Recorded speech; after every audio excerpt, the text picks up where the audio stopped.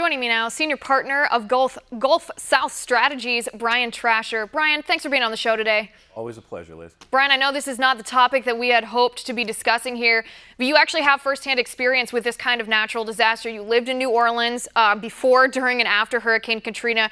You actually evacuated the city when Katrina was scheduled to make landfall there.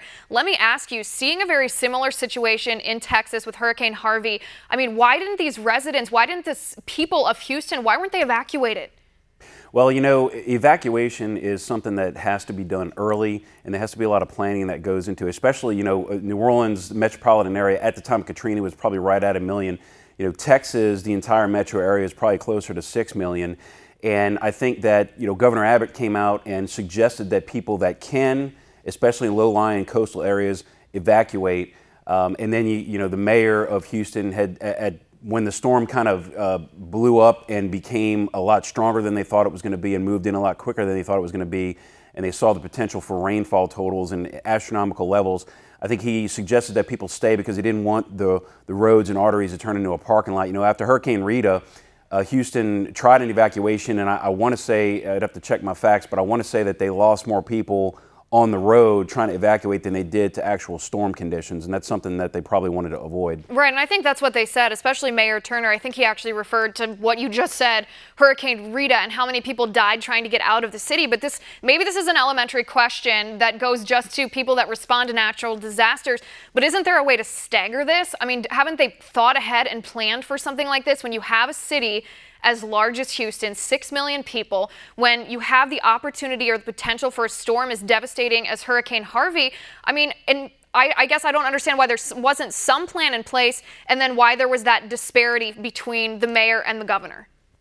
Yeah, I mean, the disparity between the mayor and the governor, it's probably just a lack of communication between the two offices. You know, the idea of staggering an evacuation, in theory, sounds good, and look, it would take like massive amounts of civil engineers and some of the best brains in the world to put something like that together. Is it possible? Yeah, you'd have to have a lot of funding. I think you'd also have to have a lot of drills, which is not very practical. You know, I think, and look, one thing that doesn't talk about when these storms come up, it really shows that, you know, people that live in poverty or some people that just live like paycheck to paycheck don't put enough money aside to be able to afford enough gas and hotel rooms and eating meals out and whatnot. And so they ride it out at home and hope for the best. Right. And it's just, I mean, it's a tragedy, I think, and I'm sure I'm not alone in feeling this way, but sitting outside of Houston, you know, watching this unfold beforehand and then the last couple days over the weekend, Brian, you know, we kind of feel helpless. We want to help. We see these photos of people who are calling for help.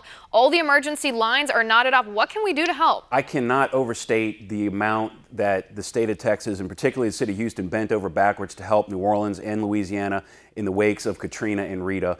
And so I know that back in my hometown in New Orleans, everybody's feeling a kinship and they want to get Texas's back. You know, we have an amateur Navy called the Cajun Navy.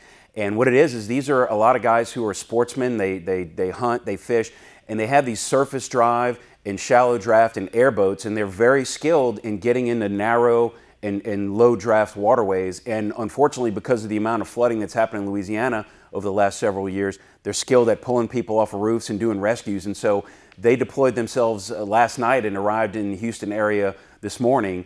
And I mean, there's literally hundreds of boats. And also our governor, John Bel Edwards, sent some people from the Louisiana Wildlife and Fisheries with high water trucks and boats to assist in the rescue mission themselves. So I tell people that are wondering what they can do to help, don't give to the Red Cross. It's a big scam. Like, if you're lucky if 10 cents on every dollar you give to the Red Cross ends up going to a victim, you know, you go do some research, find out what charities donate 100% of the proceeds without any administrative overhead directly to victims.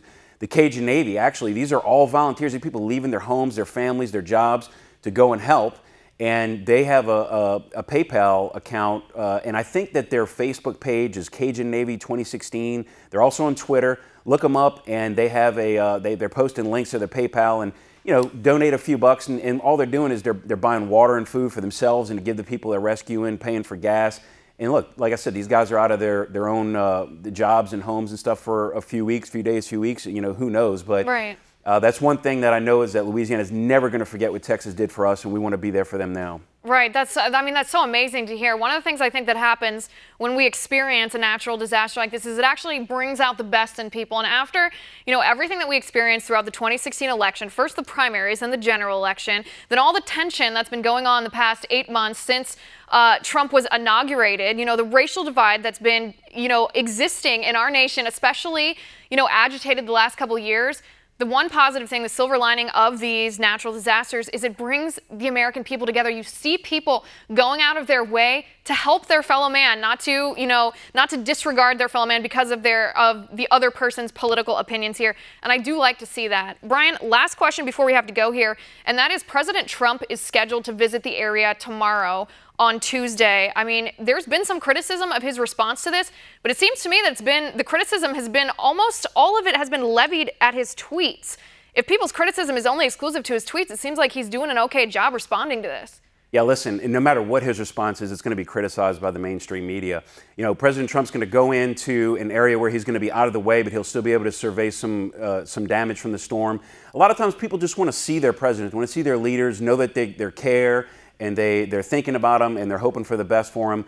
And like I said, I think that no matter what, he'd be criticized. But look, people just have to say, look, this narrative about America being divided, like the media wants you to believe, events like this just completely destroys that narrative. Texas had to live through Johnny Manziel, and now this. I mean, look, let's pull together and pray for Texas. Right, absolutely. And the thoughts and prayers of not only myself, but everyone on this team and at this network are certainly with Texas residents right now. What a lot they're going through, but, they don't lose heart. Brian, thanks so much for coming on the show. I appreciate it. Thank you.